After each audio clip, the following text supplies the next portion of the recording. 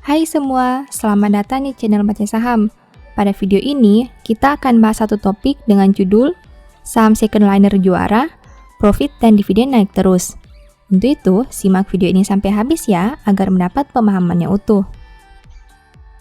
Ada saham teknologi yang menarik untuk dibahas. Harga saham ini sudah naik 300% dalam beberapa tahun terakhir. Selain itu, dividen yang dibagi juga terus mengalami pertumbuhan. Apakah saham ini masih menarik untuk dikoleksi? Mari kita bahas dari berbagai aspek fundamentalnya. Namun seperti biasa, materi yang disampaikan hanya dari sudut pandang pribadi dan bukan rekomendasi ya. Tidak ada jaminan pasti profit apabila Anda mengikuti isi video. Oke, mari kita langsung masuk ke dalam pembahasan. Pertama, kepemilikan saham pemegang saham mayoritas. 65,79% saham ini dimiliki oleh pemegang saham mayoritasnya.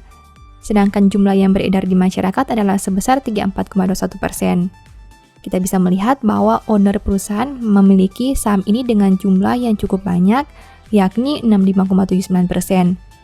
Angka ini memang tidak terlalu besar jika dibandingkan perusahaan yang sudah dibahas di video-video sebelumnya. Namun setidaknya jumlah saham yang beredar di masyarakat masih jauh lebih kecil dibandingkan saham yang dimiliki oleh owner perusahaan. Selanjutnya mari kita lihat kepemilikan saham oleh top management. Terdapat 4 orang top management yang punya saham perusahaan dengan kepemilikan terbesar sebanyak 5,9 juta lembar. Salah satu poin plus dari saham ini adalah top management yang punya saham perusahaan. Dengan kepemilikan terbesar sekitar 5,9 juta lembar yang dimiliki oleh presiden komisaris atau jika dirupiahkan sebanyak 16 miliar. Angka yang tidak terlalu besar tapi tidak juga terlalu kecil bukan?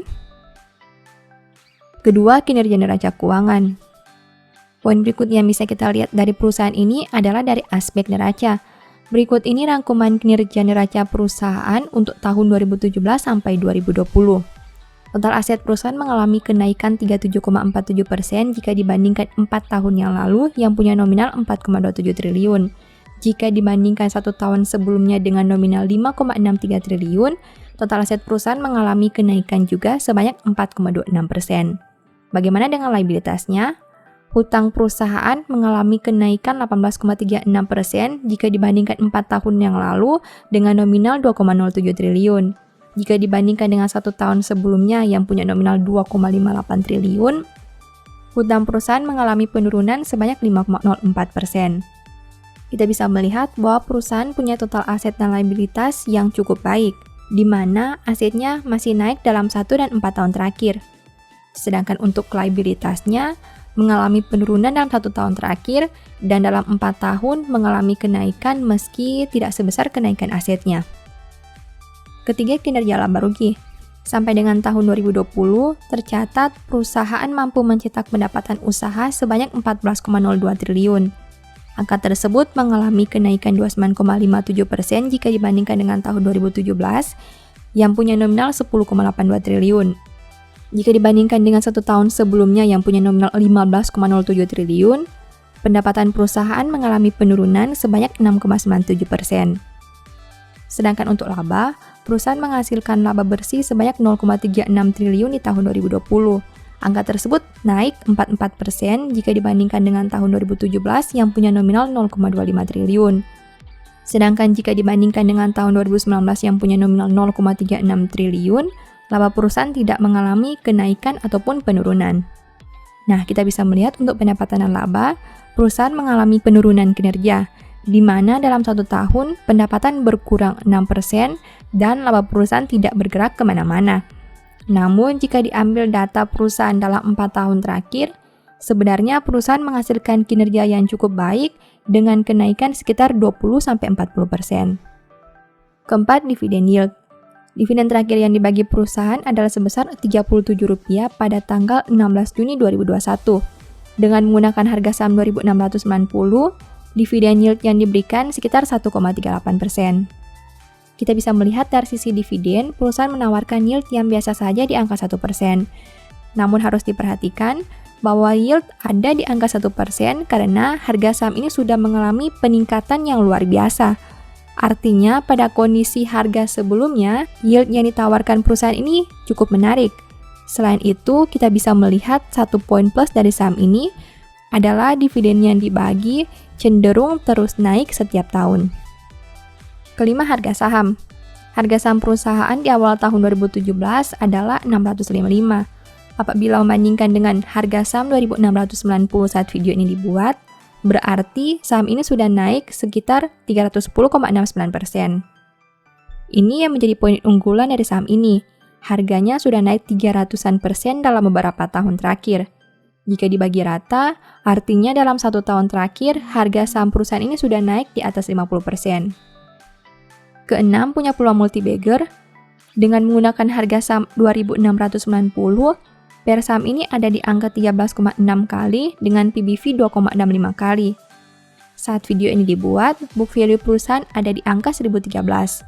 Artinya, saham ini dijual dengan harga yang berada di atas book value-nya. Apabila harga saham naik 1 kali lipat dari 2.690 menjadi 5.380, berarti valuasi PBV saham ini akan berada di sekitaran angka 5,31 kali. Kita bisa melihat dari sisi valuasi, harga saham ini sudah berada di angka yang cukup premium dengan PBV 2,65 kali karena kenaikan harga yang sudah sangat tinggi. Apakah mungkin harga saham bisa naik 1 kali lipat? Menurut Mimin, dengan kinerja saat ini, rasanya hal itu cukup sulit. Namun tetap pasti ada kemungkinan harga akan naik, karena dalam jangka pendek, harga terbentuk dari permintaan dan penawaran yang ada di pasar. Berikut ini informasi umum dari perusahaan yang dibahas pada video ini. Kode sahamnya adalah MTDL dengan nama perusahaan Metro Data Electronics. Perusahaan ini listing sejak 9 April 1990 dan bergerak di sektor teknologi. Apakah Anda tertarik untuk menganalisa lebih lanjut saham ini? Ingat, informasi yang disampaikan pada video ini bukan rekomendasi atau ajakan membeli saham ini. Mimin hanya membagikan analisa sederhana dari satu saham, namun keputusan jual beli tetap berada di tangan Anda sendiri. Demikian informasi pada video ini, semoga bisa memberi manfaat kepada kamu semua ya. Oh iya, saya mau menyampaikan bahwa sekarang Baca Saham punya 3 e-book tentang saham yang mungkin saja bisa berguna bagi kamu, yaitu Strategi Nabung Saham, Analysis Report, dan The Stock Market. Berikut perbedaan antara 3 e-book tersebut. E-book Strategi Nabung Saham berfokus pada pembahasan teknik, money management, dan semua hal yang berhubungan dengan nabung saham. Poin intinya bisa dilihat pada tampilan berikut ini. E-book Analysis Report berfokus pada hasil analisa fundamental 12 saham pilihan berdasarkan laporan keuangan terbaru. Poin intinya bisa dilihat pada tampilan berikut ini. E-book The Stock Market berfokus pada panduan bagaimana menganalisa fundamental suatu perusahaan dan money management yang baik. Poin intinya bisa dilihat pada tampilan berikut ini. Apabila kamu tertarik membeli salah satu dari 3 e-book tadi, silakan chat WA ke nomor yang tertera di layar ya. Ingat, hati-hati terhadap semua jenis penipuan yang mengatasnamakan Baca Saham. Baca Saham tidak pernah mengelola dana ataupun melakukan penjualan produk di luar Instagram, YouTube, dan Telegram resmi Baca Saham. Sebagai penutup, saya mau mengutip satu statement yang semoga bisa menjadi semangat bagi teman-teman. Hati mengenal kepedihannya sendiri dan orang lain tidak dapat turut merasakan kesenangannya. Thank you.